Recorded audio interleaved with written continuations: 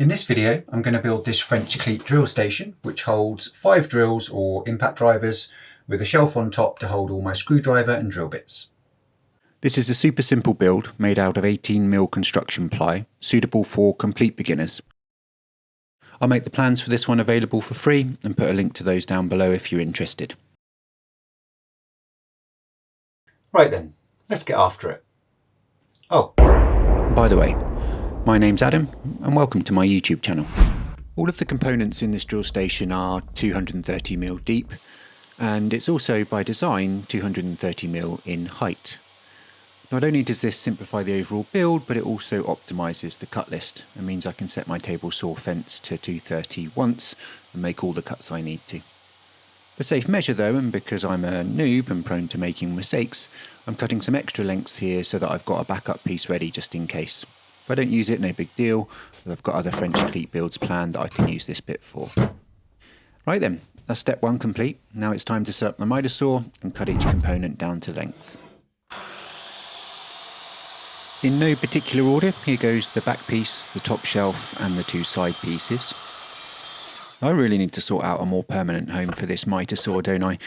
You'll notice that this is perching on my table saw outfeed table because I'm really pushed for space in this small shed, and I can't decide the best way to accommodate this more permanently.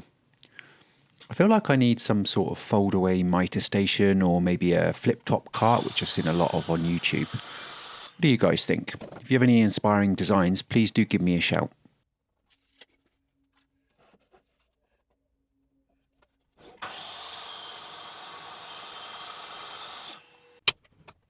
The 2 side panels on this build have a 45-degree cut on the front, purely for aesthetic reasons. So here I am setting my miter saw to 45 degrees and making those cuts happen. Okay, so that's the back bit cut, the shelf cut and the 2 side panels cut too. I was going to cut the lips and the drawer dividers out of these spare bits I had left. However, the lips are 54mm wide and 54mm felt a bit too close for comfort on the miter saw. So I've popped that away and time to get the table saw out to make the cuts on there, which I think will be a bit safer.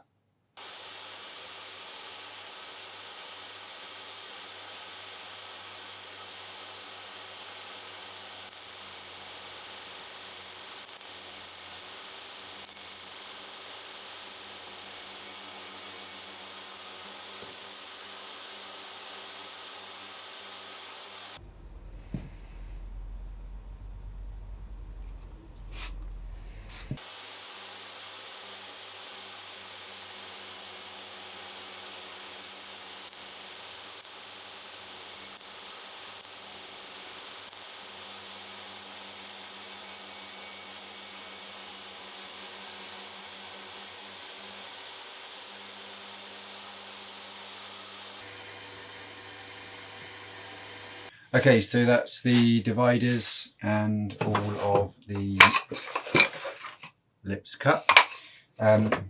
Much safer than doing it on the miter saw. Look how narrow that is, particularly with these 2 little ones at the end.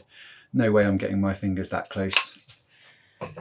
And this little thing came in really handy. This is a micro jig gripper, albeit this is a cheaper knockoff version that I got from Amazon.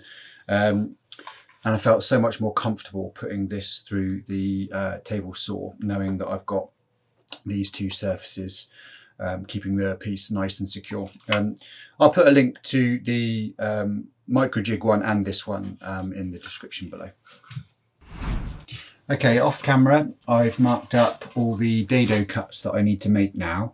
They're the dado cuts on the shelf for the dividers to split into, and I've also got marks on the side there when my camera autofocuses, and marked up the dado and the rabbit cuts on the 2 side pieces too. Got to tell you, not a fan of these things. All the YouTubers have got these. various different makes. This is a fairly cheap one off Amazon, and I am not a fan of this thin edge. Really struggled. And also this thing here, this moves about, so I'm not 100% sure whether I've marked these lines at right angles. Also, give me your thoughts on these. This thing goes blunt so quick. Don't know whether my camera will focus on this. Again, bought this because you know, all the famous people have got them, and I don't know whether I'm a fan or not. I know you can get thin ones. This is the like the thick one. It's like a 2B or something like that. I know you can get thinner ones, but let me know what you think of these. Are they overhyped, or am I just using it wrong?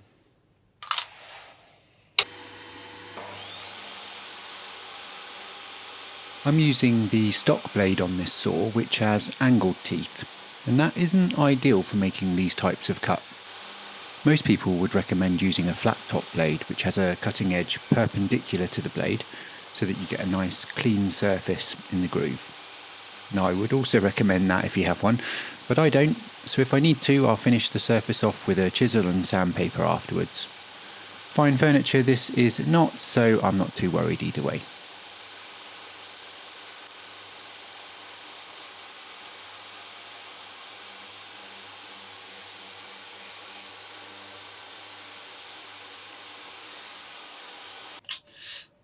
My mitre gauge game is not strong today.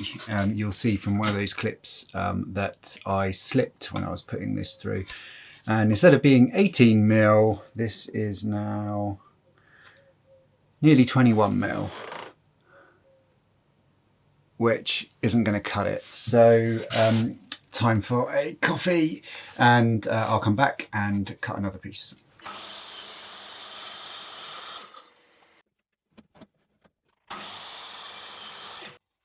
There are many ways you could cut these dados. I'm kind of freestyling this using a combination of my mitre gauge, and I'm also using the fence in some cases to make sure I get right up to the cut line. A cross-cut sled would probably be the preferred option for most people due to the extra stability that that could offer. You also see a lot of people cut these with a router and a straight edge or a purpose-made jig. The jigs I've seen make it look easy to cut these, so I'm definitely going to build one of those in an up-and-coming video, once I've got my French cleat wall finished, that is. And just when I thought I was back on track, my spidey senses are telling me something isn't quite right here. And lo and behold, as the sound of silence begins to ring out in my head, it slowly dawns on me that I have indeed cocked up again. Okay, alright, let's just pause for a minute. So the caffeine definitely kicked in, but when I made my second part, after cutting the dado too thick on the first part, I went and cut a mirror image of this side. So effectively I've got two sides, and it should be, the cuts should be on this side. So, slow down, Ad. I realised I was just trying to get this done, trying to get this video out. So I've paused and I've made a little makeshift fence for my mitre gauge. I was trying to bodge this using the fence, as you saw in the previous clips, and that is not optimal. So this is nothing special. This is just a bit of 18mm ply that I had left over. It's just screwed into the back of that mitre gauge. I don't think the camera's going to focus on it. But hopefully this will give me more stability when I'm making my crosscuts. And from here on in, I'm just going to chill, take it slow, and make sure I cut this third part right this time. I'll spare you guys from yet more footage of me cutting the same dados out, but I'm pleased to report that my new chilled approach got the job done. So here I am cutting the final pieces. My makeshift fence turned out pretty good actually. It feels a lot more stable. I'll eventually make a more permanent version with a measure and a flip stop, but for now this is working well.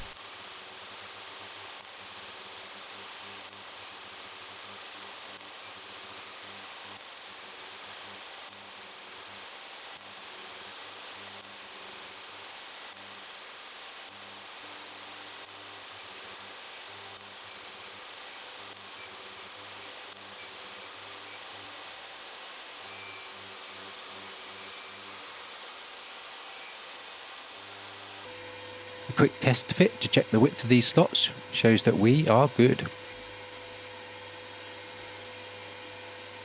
Right, recap time. That's all the cutting done. I've got the back bit, the shelf with all of the dados cut, the two side bits that I cut a million times, the 4 dividers, the 4 lips that will go on the bottom of the dividers, and the 2 little side bits that go on the ends. So with all of that cut, I am finally ready to get gluing up.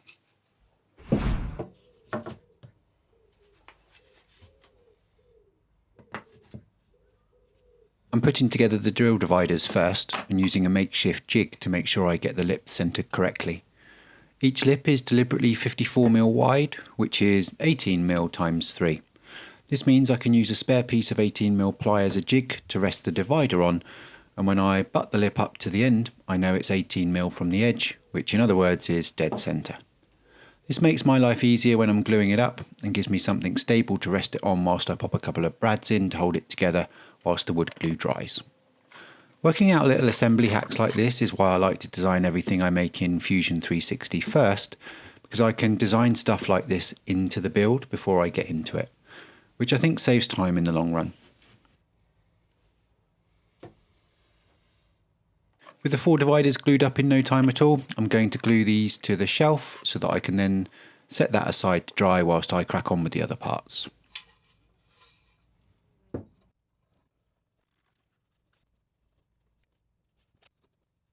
At this point my camera battery died, so here's a little iPhone footage of my purpose-built clamping mechanism.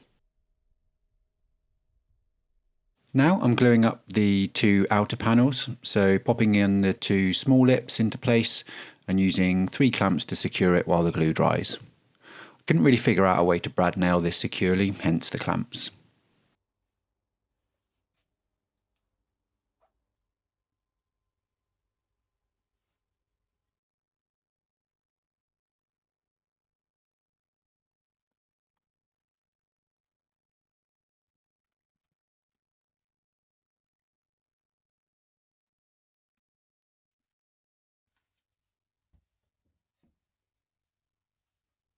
At this point it was getting late and it was time to go and see the family for bedtime, so I called it a day here and came back in the morning with a fresh coffee ready to get this thing finished off.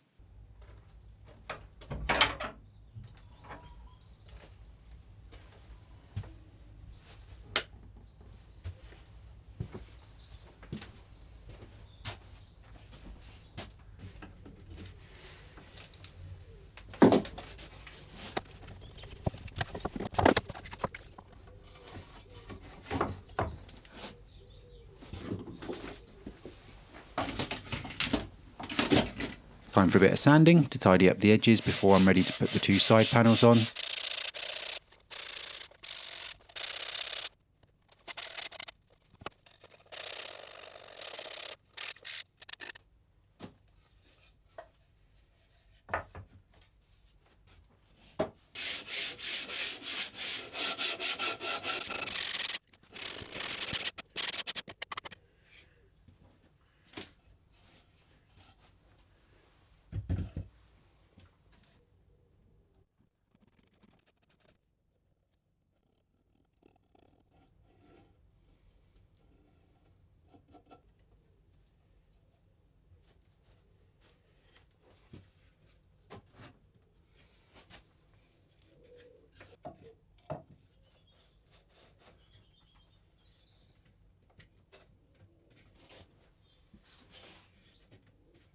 The dados make lining this up nice and easy, but there's a bit of play there, so I just use my speed square to make sure everything is square before popping in some brads to hold things in place while the glue dries up.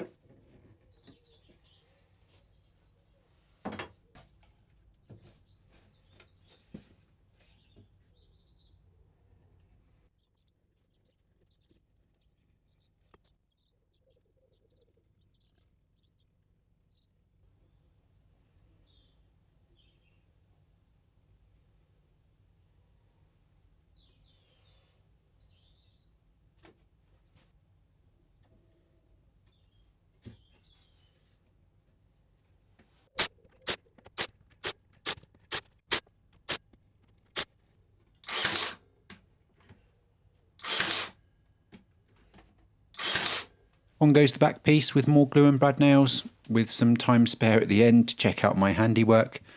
After all the mistakes of yesterday, I'm really pleased at how this has finally come together.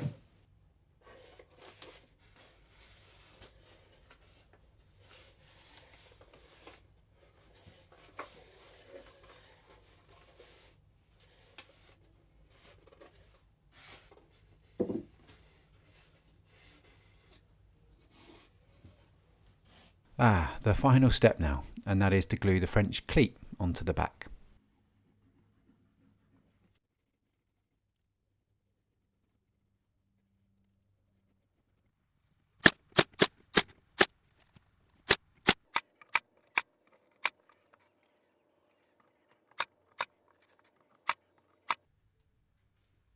And there we have it, my second French cleat storage station done, and what a fun little project that was, mistakes aside.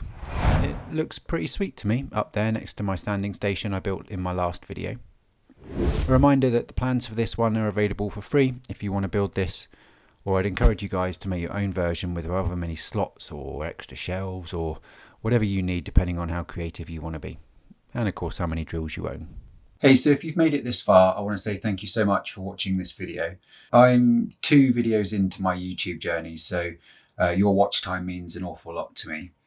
In return for your time, I pledge to keep working hard to authentically document what life is like as a new woodworker, in the hope that that might be valuable to someone out there in a similar boat. I'm not going to do the whole please subscribe to my channel thing just yet.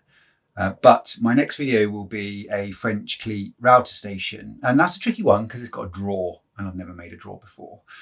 So if you are interested in that, then hit subscribe and the notifications, and you'll get pinged when that one's up. In the meantime, thanks for watching. Take care.